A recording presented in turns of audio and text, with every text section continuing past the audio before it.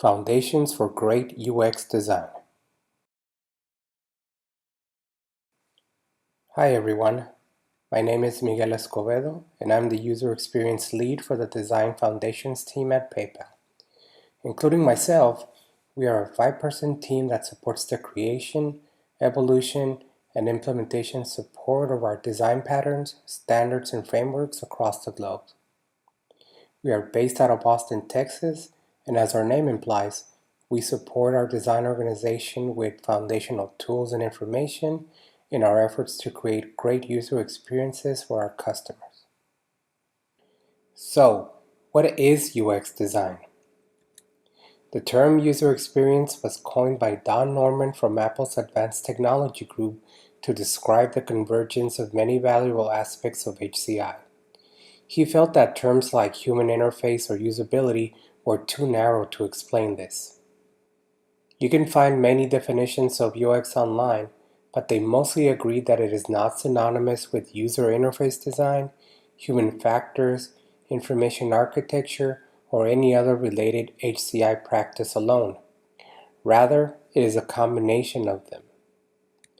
For us at PayPal, UX is where all of our organization disciplines intersect.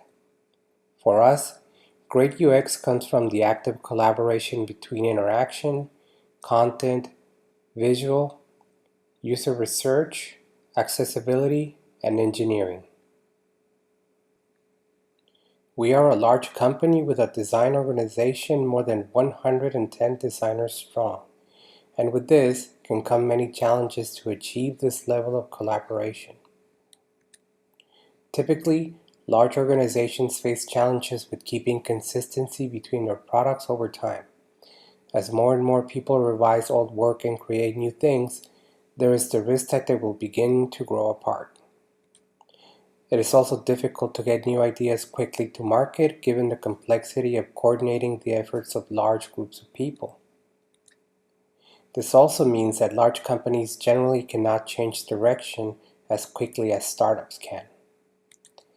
And, unlike startups, the cost of abandoning a project at the midway point is much greater since it will affect a much larger established user base. All this can sometimes affect the willingness of a big company to take risks and have the courage to innovate and execute. Past success often means constant revenue that is very difficult to put at risk when your employee base and investors depend on it. If you work for a big company now or are planning to do so when you graduate, you may face some of these challenges. Today, I want to talk about UX design on a larger philosophical and strategic scale.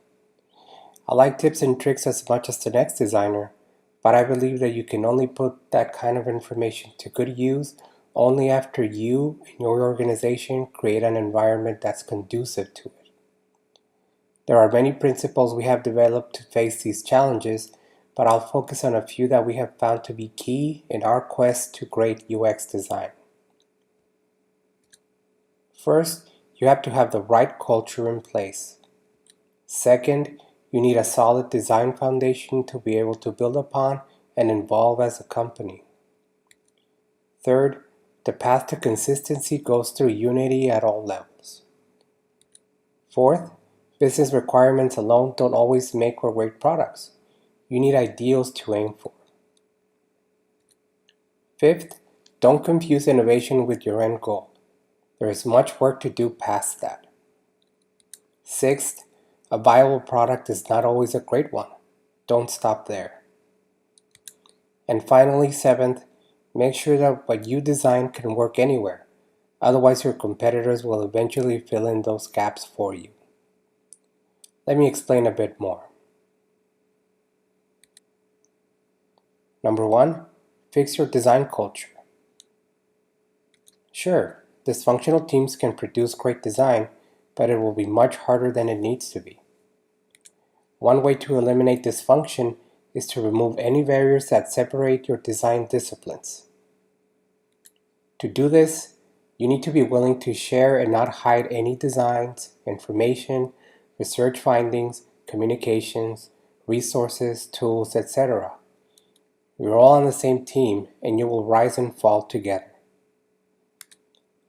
Agree on a common design philosophy. The details don't matter much as long as you don't begin cherry picking on them. Once you do, your teams will drift apart again. Focus on the user. The longevity of the company is built on happy customers. And this approach has the added benefit of resulting in happy executives anyway. Number 2, you need to build and evolve a solid design foundation. One way to do this is to ensure that your patterns and standards are the result of ongoing collaboration between teams and disciplines and not simply an archive of things you have done before. Just documenting the past will get you stuck there. Before you worry about checkboxes or just how round to make your buttons, you need to create a design system. This means thinking in terms on how new designs can come from and fit within everything else. Once you get this to work, the details will work themselves out. Design frameworks are great, but you need to remain flexible and use them as a platform to build from. Once you get too strict about their implementation, they will only trap you. And don't wait for any pattern to be done before using it, because guess what? They never will be. Even if you don't want to change them, technology and your competition will change them for you. Look ahead and keep evolving, or you will be left behind. Number 3, if you're looking for consistency, then strive for unity. This works at many levels. To reach a consistent approach in your work and process, you need to unite the people within each team. Teamwork works. Users love consistency between products, and the best way to do this is to unite all your teams. Once you're all on the same page, all your pages will be the same.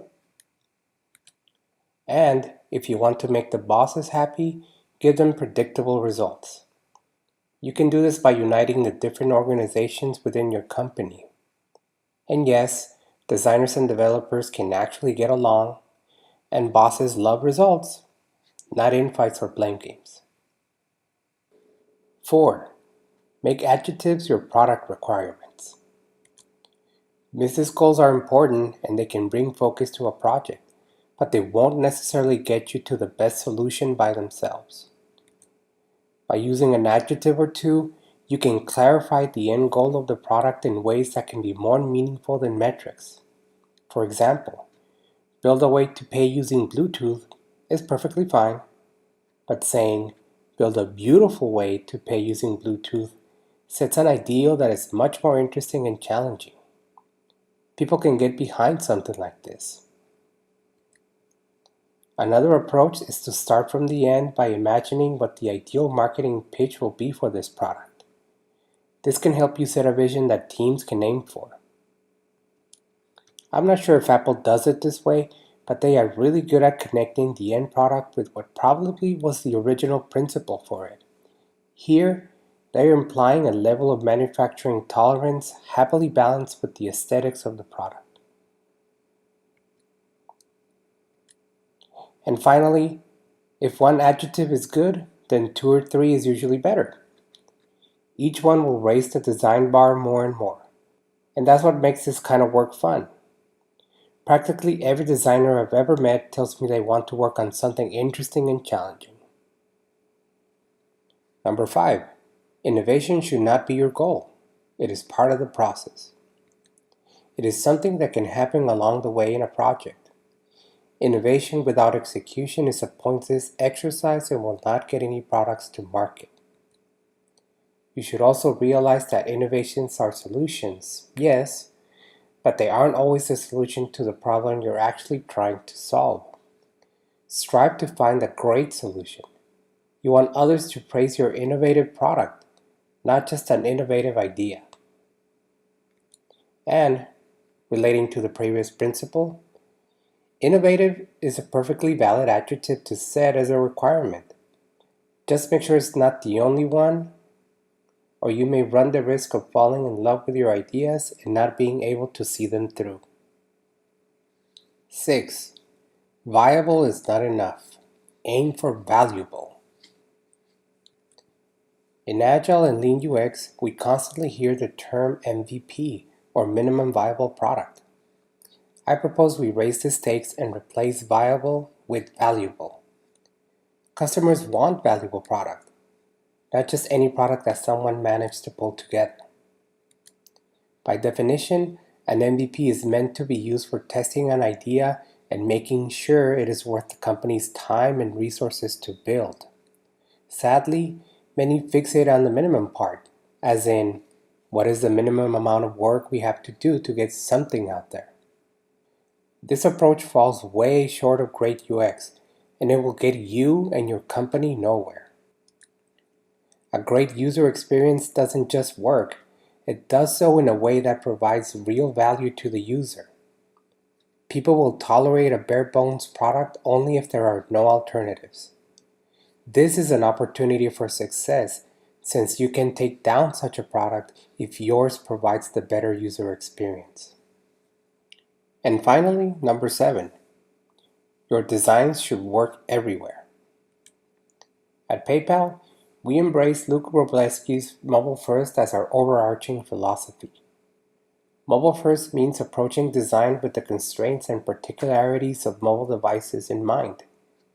This allows us to build experiences that are simple and streamlined, which makes it that much easier to scale them up to the desktop.